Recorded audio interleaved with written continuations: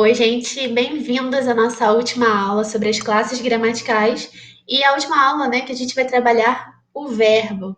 Eu preciso dizer para vocês que o verbo, ele é uma categoria muito complexa. Muito provavelmente vocês já ouviram alguém dizer, ai, porque o inglês é muito mais fácil que o português, porque no inglês o verbo não muda.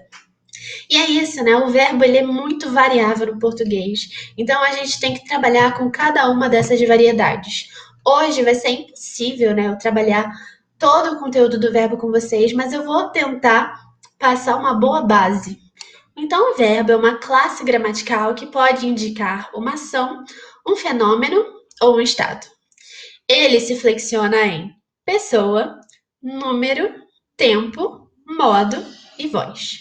Bom, aqui nesse slide eu coloquei para vocês um resumo da variação do verbo em pessoa e em número. Em pessoa temos 6 pessoas: eu, tu, ele e ela, nós, vós, eles e elas. E número por quê, gente? Porque temos 3 pessoas para o singular e 3 pessoas para o plural. Eu coloquei aqui o exemplo do verbo cantar para vocês. Então, esse verbo ele está aqui variando em pessoa e em número. Eu canto, tu cantas, ele canta, singular. Nós cantamos, vós cantais e eles cantam.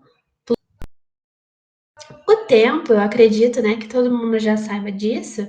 O tempo verbal ele é dividido em presente, passado e futuro. Presente, ele é um tempo que indica algo atual ou algo que é regular. Então eu posso dizer, por exemplo, eu estou na minha sala, né? É uma situação atual. Ou, por exemplo, eu tomo remédio todas as noites. Daí seria uma situação regular, mas que eu também expressei com presente. Já o passado, ele vai indicar o quê? Momentos. Podem ser momentos acabados ou coisas que você fazia no passado, coisas que você fazia no momento anterior. Então, eu posso dizer, por exemplo, eu acabei o meu exercício ou eu ia para a escola todos os dias. E o futuro, ele se refere a algo posterior que pode ou não acontecer. Então, por exemplo, eu ganharei na loteria ou eu vou ao supermercado hoje. Vocês perceberam que eu utilizei o presente, um verbo no presente? Eu vou ao supermercado hoje para poder falar sobre o futuro? Isso é possível no português. Mas muito provavelmente na prova de vocês vão ter que lidar com o verbo no futuro para poder denotar, né, o futuro mesmo. Porque a gente está falando aqui de uma tradição, da gramática tradicional e da linguagem formal. Bom, gente, chegamos ao modo. Nós temos aí o modo indicativo, subjuntivo e imperativo. O modo indicativo, ele vai indicar certezas. E aí, ao lado de cada modo, eu coloquei os tempos que são possíveis a ocorrer naquele modo. Então, no indicativo, nós podemos, né, ter o presente, o pretérito perfeito, o pretérito imperfeito, o pretérito mais que perfeito, o futuro do presente e o futuro do pretérito. Eu sei que é muito difícil, né? A gente tem que decorar todos esses nomes, mas vamos lá, eu vou dar um exemplo de cada um para vocês. Então, o presente, a gente já falou sobre, né? Que é o momento atual. Eu estou na minha sala. Isso seria indicativo porque é um fato e ele está. E o pretérito, gente, quando vocês pensam em pretérito, pensem em passado. O pretérito perfeito é algo que ocorreu e terminou no passado e é algo muito pontual. Por exemplo, eu comi salada ontem. Eu atendi o telefone esta manhã. E qual é a diferença entre o pretérito perfeito e o pretérito imperfeito? Ambos ocorreram no passado, porém, o pretérito imperfeito ele tem uma maior duração.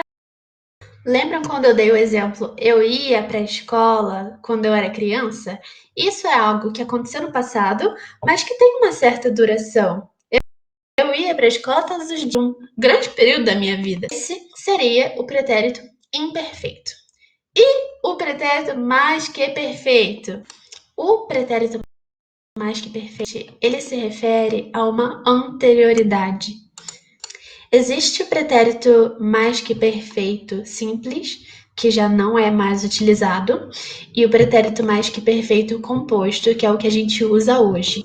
Então, o simples seria, por exemplo, quando ele saiu para trabalhar, já lera as notícias de hoje. Ninguém mais usa isso, né?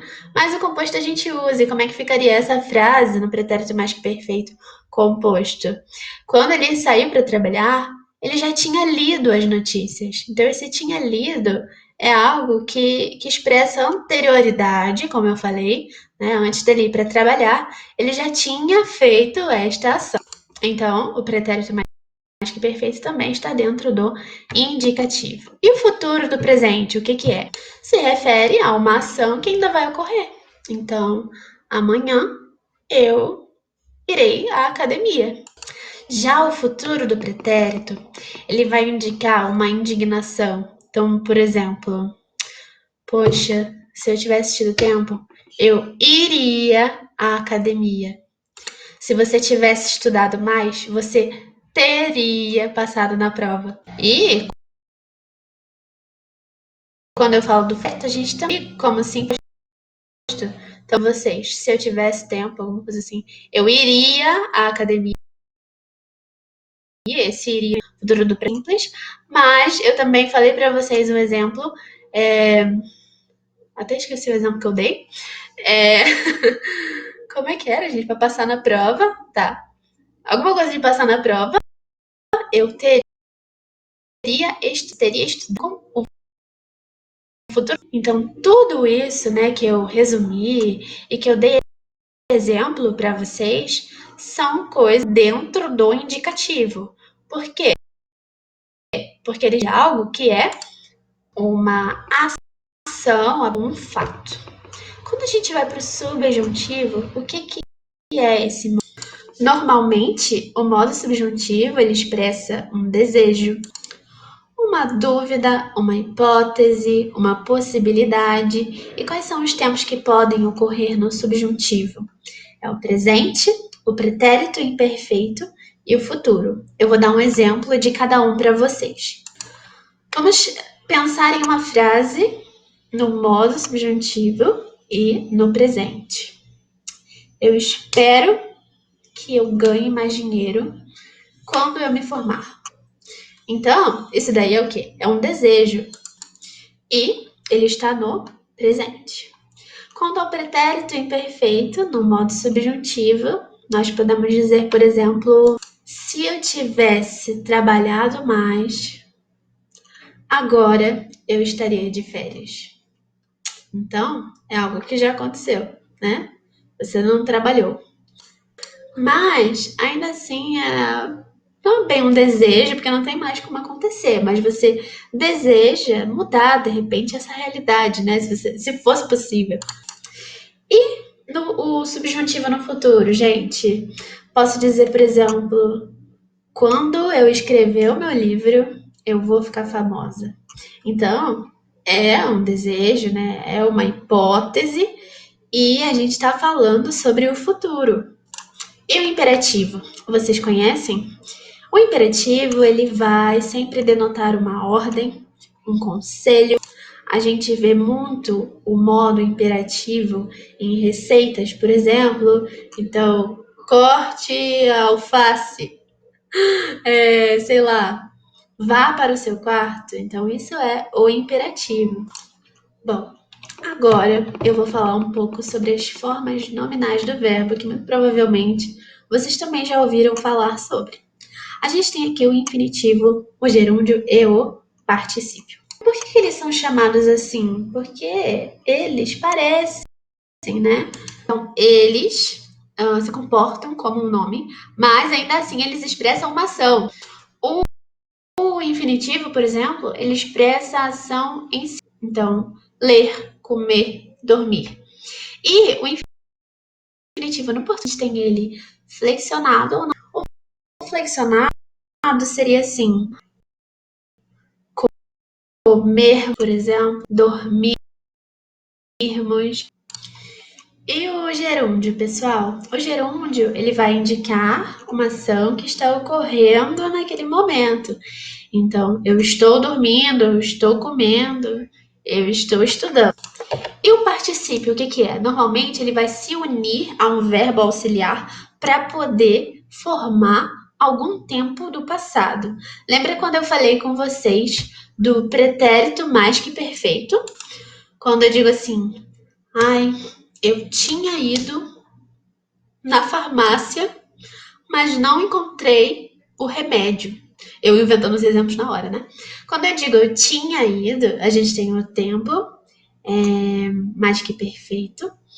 Mas, gente, a gente tem esse ido, né? Que normalmente tem essa terminação DO no português, e isso seria o particípio. Bom, gente, eu espero que eu tenha ajudado vocês a entender um pouco mais sobre o verbo. Como eu disse, é impossível eu abordar todos os temas em uma aula só, mas é isso, façam os exercícios para vocês verem se tem alguma dúvida. E muito obrigada por assistirem às aulas e pela oportunidade de participar do projeto especialista.